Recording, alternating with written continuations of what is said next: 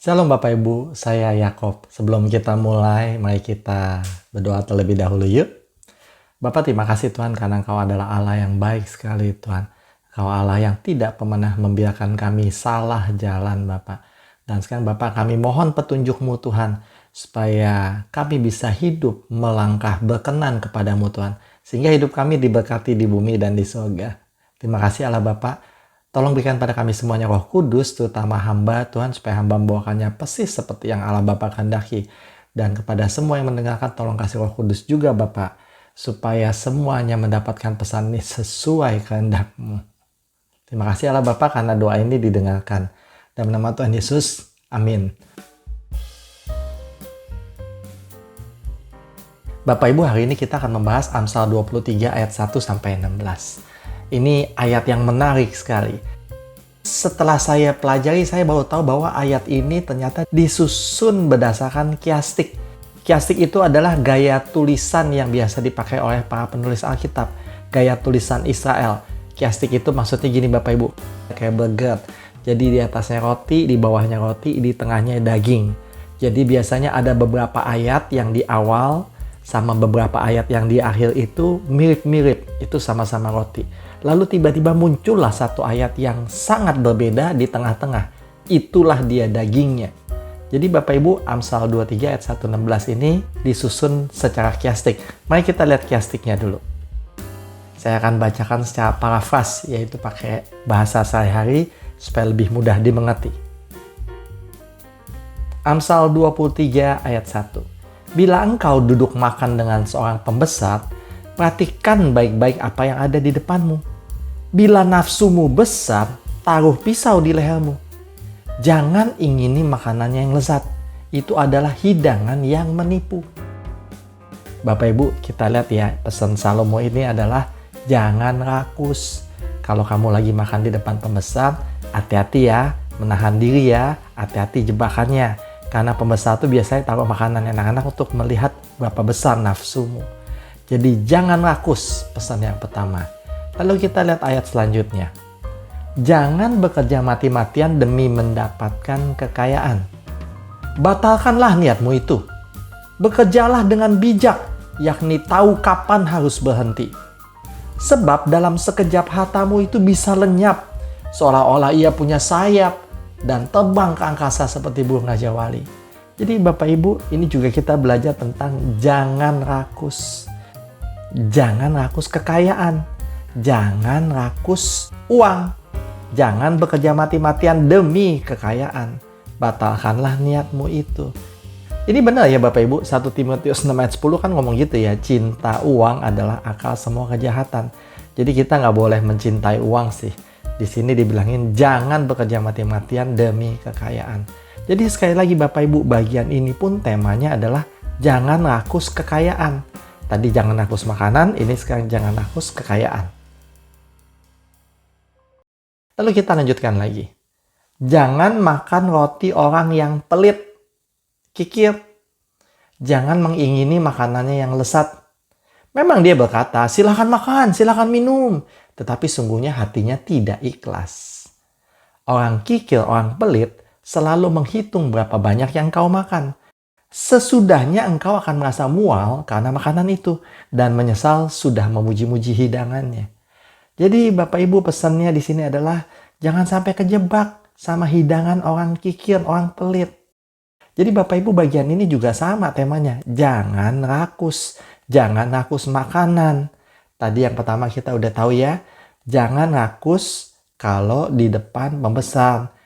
Terus jangan rakus kekayaan. Ini jangan rakus makanan orang pelit.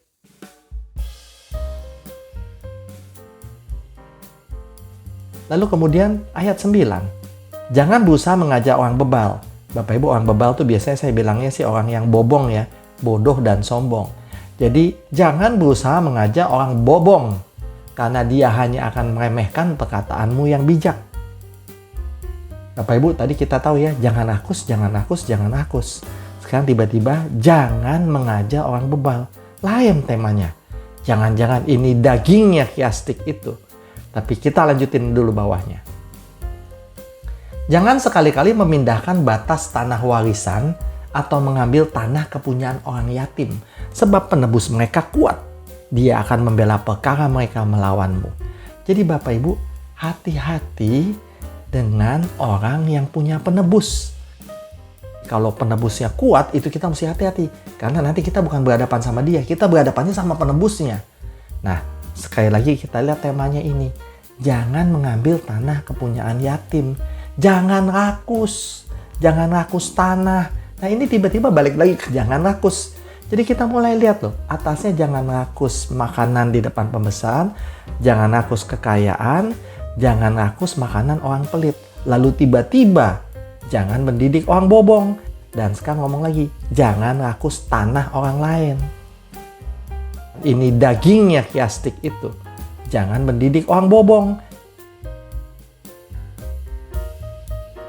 Lalu ayat selanjutnya, perhatikan ajaran gurumu dan belajarlah sebanyak mungkin. Loh, kok jadi perhatikan ajaran gurumu dan belajarlah sebanyak mungkin? Kita disuruh untuk rakus belajar. Lalu, jangan segan-segan mendidik anakmu. Dia tidak akan mati jika engkau memukul dia dengan rotan kok. Justru bila engkau menghajar dia, engkau melindunginya agar dia tidak mati sia-sia. Hai anakku, jika hatimu bijak, hatiku juga bersuka cita. Jiwaku akan bersukaria kalau bibirmu mengatakan yang jujur. Bapak Ibu, ini cukup panjang ya, tapi kita perhatikan ya. Pertamanya dia ngomong perhatikan ajaran gurumu dan belajarlah sebanyak mungkin. Jadi kita tuh disuruh memperhatikan ajaran-ajaran guru kita dan kita disuruh untuk rakus belajar. Jangan segan-segan mendidik anakmu. Dia tidak akan mati jika engkau memukul dia dengan rotan. Maksudnya, rakuslah akan teguran. Sebaiknya kita rakus akan teguran. Aduh, kapan ya saya ditegur ya? Kapan ya saya dievaluasi ya? Makin kita rakus akan teguran dan evaluasi itu, makin bagus hidup kita. Lalu ayat ini melanjutkan lagi. Justru bila engkau menghajar dia, engkau melindunginya agar dia tidak mati sia-sia. Nah, Bapak Ibu, jadi kalau kita rakus belajar, kita rakus ditegur, maka kita tidak akan mati sia-sia. Lalu ayat selanjutnya. Hai anakku, jika hatimu bijak, hatiku bersuka cita. Jiwaku juga bersukaria kalau bibirmu mengatakan yang jujur. Jadi di sini, rakuslah akan kebijakan. Lalu rakuslah akan kejujuran. Jadi Bapak Ibu, ini rakus yang lain lagi. Rakus pendidikan, rakus ditegur keras, rakus dievaluasi, rakus kebijaksanaan, dan rakus kejujuran. Nah, dari sini sekarang kita bisa simpulkan. Kiastiknya Amsal 23 ayat 1-16 ini adalah di ayat 9 yang tadi. Jangan mendidik orang bobong. Karena orang bobong akan meremehkan perkataan kita yang bijak. Bapak Ibu, orang bobong itu kenapa sih masalahnya? Kita tahu masalahnya orang bobong itu dari Mazmur 14 ayat 1. Mazmur 14 ayat 1 itu bilangnya begini. Orang bobong berkata dalam hatinya, tidak ada Allah. Jadi Bapak Ibu, setiap orang yang bobong itu sebenarnya dalam hatinya bilangnya, nggak ada Allah kok, bodoh amat lah, suka-suka gue aja. Itu orang bobong. Jadi Bapak Ibu, orang bobong itu di dalam hatinya tuh tidak peduli Allah. Mazmur 14 melanjutkan, perbuatan mereka itu busuk dan menjijikkan. Tidak ada yang berbuat baik. Maka orang bobong itu bahaya sekali Bapak Ibu. Semuanya perbuatannya busuk dan menjijikkan. Nah, Amsal bilang, jangan berusaha mengajar mereka. Tidak ada gunanya. Karena dalam hatinya mereka tidak peduli Allah. Dan semua perbuatan mereka itu busuk, menjijikkan. Mereka tidak akan peduli pada omonganmu yang mengajarkan mereka untuk berbuat benar. Aduh, nggak mungkin lah, kata Mazmur 14. Jadi Salomo bilang, jangan didik mereka. Lalu sampai sini saya mentok Bapak Ibu. Dan saya tanya sama Tuhan, ini sebenarnya maksudnya apa sih Tuhan? Lalu Tuhan kasih lihat saya, Amsal 23 ayat 1-16 ini sebenarnya berhubungan dengan Daniel. Daniel Bapak Ibu, Daniel yang di gua singa itu. Mari kita lihat apakah kehidupan Daniel berhubungan dengan Amsal 23 ini. Daniel pasal 1. Raja Nebukadnezar memerintahkan kepada kepala istana Aspenas untuk membawa beberapa orang Israel yang keturunan raja dan bangsawan, yaitu mereka yang muda dan tidak ada celah, berperawakan baik, memahami berbagai hikmat, berpengetahuan banyak dan berilmu tinggi, yaitu orang-orang yang tangkas untuk bekerja di istana raja. Bapak Ibu, kita tahu ya, ini kerajaan Babel sedang berkembang pesat sekali. Mereka sudah mengalahkan kerajaan Asyur, dan sekarang Raja Nebukadnezar ini ingin segera membangun kerajaannya yang hebat itu. Maka dia butuh banyak orang-orang pintar, banyak orang-orang tangkas menguasai berbagai ilmu. Jadi kita mengerti kenapa kepala istana Aspenas itu disuruh kumpulin orang-orang Israel yang jago-jago semuanya. Lalu Daniel 1 melanjutkan, mereka harus diajar tulisan dan bahasa orang Kasdim. Nah, ini jadi pertanyaan besar. Kenapa mereka harus diajar tulisan dan bahasa dulu pertama-tama? Iya dong Bapak Ibu. Kalau kita ngambil orang pintar misalnya dari Jepang, lalu kita pekerjakan dia di Indonesia, yang pertama kita suruh adalah dia mesti belajar bahasa dulu. Dia mesti bisa baca dan tulis dalam bahasa Indonesia. Jadi kemudian dia akan lebih bermanfaat bagi perusahaan kita di Indonesia, dan banyak orang Indonesia bisa mengambil ilmunya kalau dia bisa baca tulis Indonesia. Jadi pintar ya Raja Nebukadnezar ini ya. Yang pertama disuruh belajar bahasa dulu. Lalu kita lanjutkan Daniel 1 ini. Raja menetapkan bagi mereka jatah setiap hari dari santapan raja dan dari anggurnya. Jadi mereka tuh harus dapat makanan dari meja raja. Berarti akan dapat makanan-makanan bergizi tinggi. Mengandung vitamin D, vitamin C, vitamin A. Makanan-makanan bergizi tinggi dan minuman-minuman yang bergizi tinggi. Lalu mereka kemudian harus dididik selama 3 tahun. Dan sesudah itu mereka harus bekerja pada raja. Di antara mereka itu ada juga beberapa orang Yehuda, yaitu Daniel, Hanania, Misael, dan Azaria. Pemimpin pegawai istana itu memberi nama lain kepada mereka. Daniel dinamainya Belsazar. Jadi Daniel itu tadinya namanya adalah Tuhan adalah hakimku, lalu diganti namanya jadi Belsazar, yang artinya dilindungi dewa Bel. Itu nama Babel ya. Kemudian si Hananya ini diganti namanya jadi Sadrak. Hananya itu kan artinya Yahweh memberkatiku. Kemudian diganti namanya jadi Sadrak. Artinya nggak jelas sih Sadrak. Cuman kata para ahli mungkin artinya perintah dewa aku gitu. Kemudian Misael diganti namanya jadi Mesak. Misael tuh artinya sebenarnya siapa seperti Allahku gitu ya. Tapi diganti jadi Mesak, artinya juga nggak jelas. Mungkin ini nama dewa Babel gitu ya. Kemudian Azaria yang artinya Allah penolongku diganti namanya menjadi Abednego, artinya hamba dewa Nego. Ini menarik ya Bapak Ibu. Saya punya teman namanya Abednego dan saya baru paham bahwa Abednego itu artinya hamba dewa Nego. Jadi Bapak Ibu udahlah jangan pakai nama Sadrak, Mesak, Abednego karena itu nama Babel. Itu nama yang maknanya jelek. Pakai aja nama aslinya, Hananya, Misael, atau Azaria, atau Daniel. Itu nama aslinya dan artinya bagus. Jangan pakai nama Sadrak, Mesak, Abednego. Itu artinya nggak bagus sih Bapak Ibu. Nah Bapak Ibu kita lanjutin ke Daniel 1 tadi ya. Daniel berketetapan untuk tidak menajiskan dirinya dengan santapan raja dan dengan anggur yang dari meja raja itu. Dimintanya kepada pemimpin pegawai istana itu supaya ia tidak usah menajiskan dirinya. Bapak Ibu perhatikan ya, ini yang minta cuma Daniel. Bukan Daniel, Hananya, Misael, dan Azaria. Bukan berempat yang minta. Maka Allah mengaruniakan kepada Daniel kasih dan sayang dari pemimpin pegawai istana itu. Jadi kalau kita itu ya bertekad untuk takut Tuhan, pasti Allah akan mengirimkan orang-orang di sekeliling kita tuh mengasihi kita. Saya juga punya teman kayak gitu ya. Teman saya ini lagi di ruang ICU nungguin papanya yang dalam ruang ICU. Seperti biasa Bapak Ibu tahu dong kalau rumah sakit ICU pasti galak-galak semua perawatnya ya. Karena mereka harus menerapkan aturan yang keras supaya ICU-nya aman gitu ya. Para perawat di tempat ICU itu juga orangnya galak dan tegas gitu ya. Tetapi kepada teman saya ini yang takut Tuhan ini, dia sayang banget. Kalau teman saya ini mau neokin papanya ada apa-apa tuh, sama dia pasti dikasih masuk. Tapi orang lain nggak bisa masuk. Pasti dibilang, aduh nggak bisa masuk, kamu lihat dong jadwal besok itu. Jadi Bapak Ibu kalau kita takut Tuhan, kita peduli sama Tuhan, maka sekeliling kita tuh akan sayang sama kita. Itu pasti kok, saya juga ngalamin kayak begitu. Kita lanjutin Daniel 1. Daniel berketetapan untuk tidak menajiskan dirinya dengan santapan raja dan dengan anggur yang dari meja raja itu. Maka Allah mengaruniakan kepada Daniel kasih dan sayang dari pemimpin pegawai istana itu.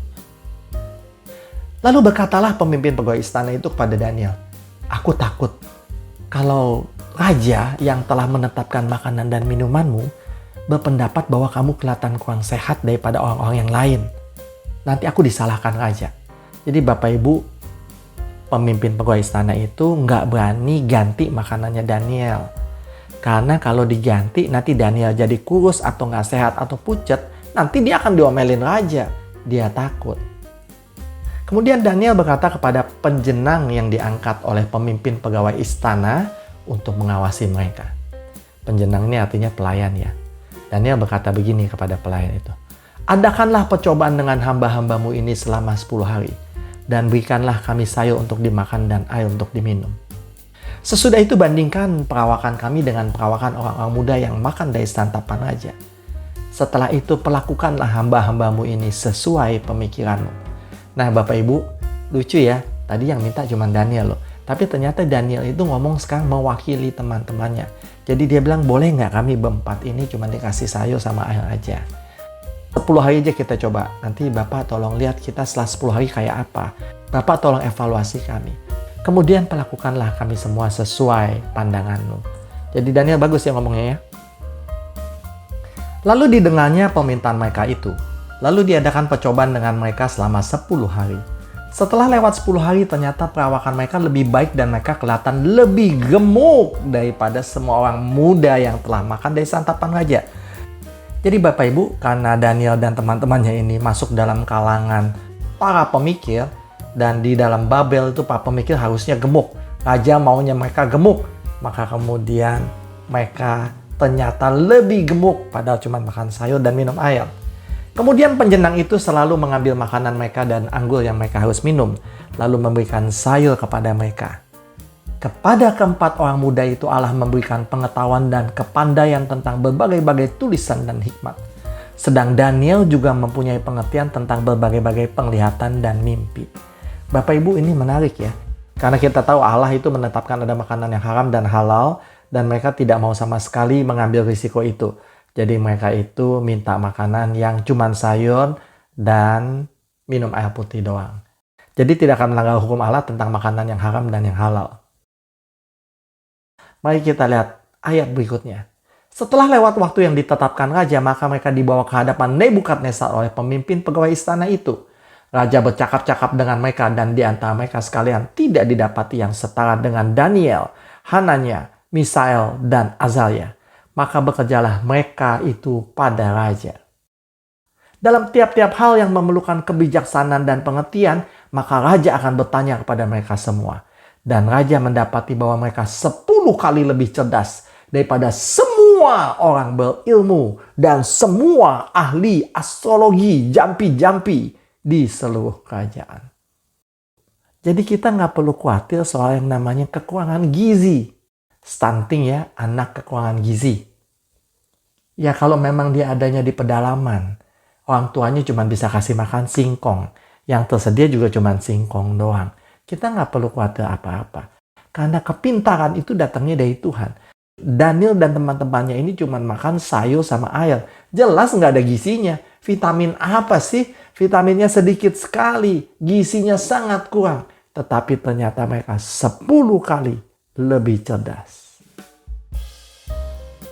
Lalu kemudian ayatnya berbunyi, Daniel di sana sampai tahun pertama pemerintahan Kores. Jadi berarti Daniel tuh ada di sana sekitar 75 tahun ya Bapak Ibu ya. Dia melayani sekitar 5 raja. Nebukadnezar, Evil-Merodak, Belshazzar, Darius, dan kemudian Kores, Raja Asyur. Bapak Ibu, mari kita lanjutkan lagi. Daniel 2. Suatu ketika Raja Nebukadnezar mendapat mimpi. Dan dia sangat gelisah dengan mimpinya itu. Lalu dia minta semua ahli-ahlinya untuk menceritakan mimpinya dulu. Dan dia bilang, kalian semua harus tahu mimpi saya apa. Ceritakan sama saya nggak mau kasih tahu kalian mimpi saya apa. kalian yang harus menceritakannya pada saya. Kenapa begitu? Karena dia ingin menguji ahli-ahlinya ini. Siapa yang benar-benar sebenarnya jago dan bisa terjemahin mimpi gua ini dengan akurat. Dan para ahli semuanya nyerah. Lalu kemudian datanglah Daniel minta waktu. Dan kemudian Daniel menghadap Allah dan Allah kasih tahu mimpi itu beserta artinya. Lalu Daniel menghadap raja. Kitab Daniel 2 tulisnya begini. Bertanyalah raja kepada Daniel. Engkau bisa beritahu aku isi mimpiku itu dengan maknanya juga sekaligus? Daniel menjawab raja. Rahasia yang tuanku raja tanyakan itu tidak dapat diberitahukan oleh orang bijaksana, ahli jampi, ahli astrologi, orang-orang berilmu atau ahli nujum. Tetapi di sorga ada Allah yang menyingkapkan rahasia-rahasia. Lalu kemudian Daniel kasih tahu raja mimpinya apa. Dan raja sangat terkejut karena memang betul itu mimpinya. Kemudian Daniel memberitahu artinya juga. Lalu sujudlah Raja Nebukadnezar serta menyembah Daniel. Juga dititahkannya mempersembahkan korban dan bau-bauan kepadanya. Jadi Raja Nebukadnezar ini langsung sembah Daniel seolah-olah Daniel itu dewa. Yang jadi pertanyaan buat saya sebenarnya gini loh Bapak Ibu. Kok Daniel nggak menolak ya? Bukankah ini namanya mencuri kemuliaan Allah? Kok Daniel nggak nolak? Daniel diam aja, raja itu nyembah dia dan kasih bau-bauan dan korban kepadanya. Bapak Ibu, Daniel tidak menolak. Karena Daniel tahu raja itu sedang menyembah Allahnya Daniel. Daniel ini imamnya Allah. Berarti Raja Nebukadnezar itu menyembah Allahnya Daniel. Jadi Daniel diam aja. Lalu berkatalah raja kepada Daniel, sesungguhnya Allahmu itu Allah yang mengatasi segala Allah dan yang berkuasa atas segala raja. Dialah yang menyingkapkan rahasia-rahasia, sebab engkau telah dapat menyingkapkan rahasia itu. Lalu raja memuliakan Daniel. Daniel dianugerahi banyak pemberian yang besar, dan dia dibuatnya menjadi penguasa atas seluruh wilayah Babel dan menjadi kepala semua orang bijaksana di Babel. Bapak Ibu, Daniel menjadi orang terbesar, penguasa seluruh wilayah Babel, dan menjadi kepala semua orang bijaksana di Babel. Semua orang bijaksana itu sebelum ngomong sama raja harus konsultasi sama Daniel. Setiap gubernur itu sebelum memutuskan sesuatu harus konsultasi dan minta persetujuan Daniel. Tetapi Daniel ini aneh sekali Bapak Ibu. Bapak Ibu lihat ya ayat selanjutnya. Atas permintaan Daniel, raja menyerahkan pemerintahan wilayah Babel itu kepada Sadrak, Mesak, dan Abednego. Sedangkan Daniel sendiri tinggal di istana raja. Jadi Daniel itu menolak Bapak Ibu. Dia menolak menjadi penguasa wilayah Babel. Dia minta kepada raja untuk kasih itu kepada Sadrak, Mesak, dan Abednego. Tapi Danielnya sendiri memutuskan untuk tinggal di istana raja.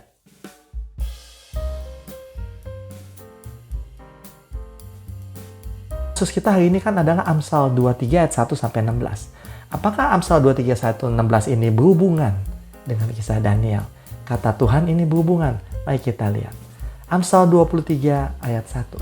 Bila engkau duduk makan dengan seorang pembesar, perhatikan baik-baik apa yang ada di depanmu. Bila besar nafsumu, taruh pisau di lehermu. Jangan ingini makanan yang lezat.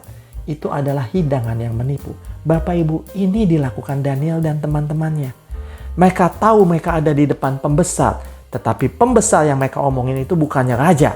Pembesar yang mereka ngomongin itu adalah Tuhan. Mereka tuh akan duduk makan di hadapan Tuhan.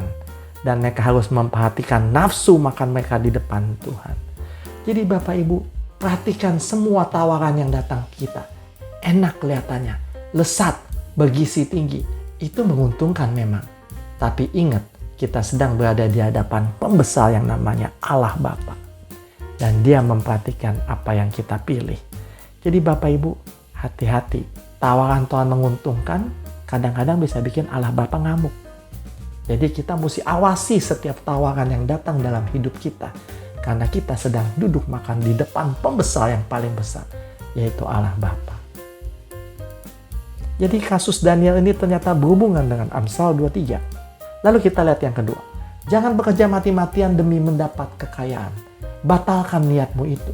Bekerjalah dengan bijak, yakni tahu kapan harus berhenti.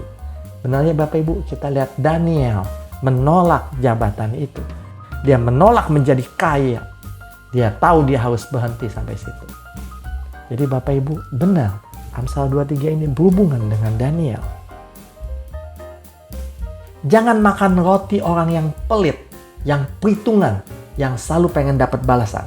Jangan mengingini makanan yang lesat. Memang dia berkata, silakan makan, silakan minum. Tetapi sesungguhnya hatinya tidak rela. Ini ngomongin Raja Nebukadnezar, nawarin Daniel jabatan tinggi, posisi tinggi. Tapi Daniel tahu, di belakangnya pasti dia nuntut balasan. Makanya kemudian Daniel menolak jabatan itu.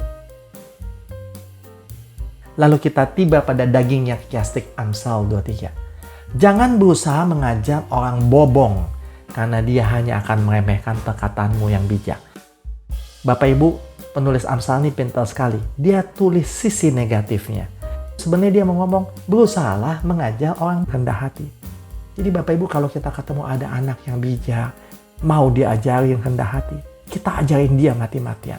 Tetapi kepada mereka yang bobong, bodoh dan sombong, jangan ajarin. Makanya Tuhan Yesus kan bilang kan, jangan kasih mutiara sama babi. Karena babi itu bodoh, sombong lagi. Jadi Daniel itu sangat berusaha untuk mengajar Raja Babel itu, Nebukadnezar itu. Dia itu pengennya dikelilingin orang bijak. Berarti Nebukadnezar ini sebenarnya pintar dan dia ingin sekali mendengar perkataan-perkataan bijak. Maka Daniel berusaha mengajar dia. Ada Yahweh di atas sana yang menyingkapkan rahasia-rahasia, yang mengatur segala sesuatu. Dan Nebukadnezar percaya perkataan Daniel itu dan menyembah Allah yang maha tinggi itu. Lalu ayat berikutnya, jangan sekali-kali memindahkan batas tanah warisan atau mengambil tanah kepunyaan yatim. Sebab penebus mereka kuat, dia akan membela perkara mereka melawanmu. Jadi Bapak Ibu, ini benar-benar cocok juga dengan kasusnya Daniel dan teman-temannya. Mereka punya penebus kuat sekali. Maka itu mereka berani bertahan, mempertahankan iman mereka. Karena mereka tahu penebus mereka kuat. Lalu yang terakhir, perhatikanlah ajaran gurumu dan belajarlah sebanyak mungkin. Nah, ini dia 4 orang itu. Mereka belajar 3 tahun di Universitas Babel. Dan mereka memperhatikan semua pelajaran dan belajar sebanyak mungkin. Maka mereka bisa 10 kali lebih pintar. Jangan segan-segan mendidik anakmu. Dia tidak akan mati jika engkau memukulnya dengan rotan. Saya percaya 4 orang ini juga tidak takut ditegur. Malah mereka haus teguran. Supaya mereka jadi lebih baik lagi.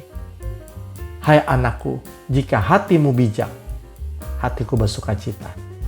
Jika bibirmu mengatakan yang jujur, jiwaku bersuka cita. Bapak Ibu, ini perkataan siapa sih? Ini perkataan Allah Bapa. Jadi, jika Daniel dan teman-temannya hatinya bijak, Allah Bapa akan bersuka cita. Jika bibirnya Daniel dan teman-temannya mengatakan yang jujur, maka Allah Bapa juga akan bersukaria. Ya Bapak Ibu, kita tahu ya, Sadrak, Mesak, dan Abednego waktu mau dimasukin perapian kan ngomongnya jujur. Ya Raja, kami punya Allah sanggup bebaskan kami dari perapian itu. Tapi kalau Allah kami tidak membebaskan kami dari perapian itu, Raja mesti tahu kami tidak akan menyembah patung itu. Itu perkataan yang jujur. Dan saya yakin Allah Bapa pasti bersukaria mendengar 3 orang itu mengatakan hal itu. Jadi Bapak Ibu, luar biasa sekali. Roh Kudus itu benar banget. Ternyata Amsal 23 ini adalah tentang Daniel. Padahal penulis Amsal dan Daniel itu beda ratusan tahun Bapak Ibu. Mari kita perhatikan kerakusan kita. Apakah kita rakus akan tawaran-tawaran yang menguntungkan?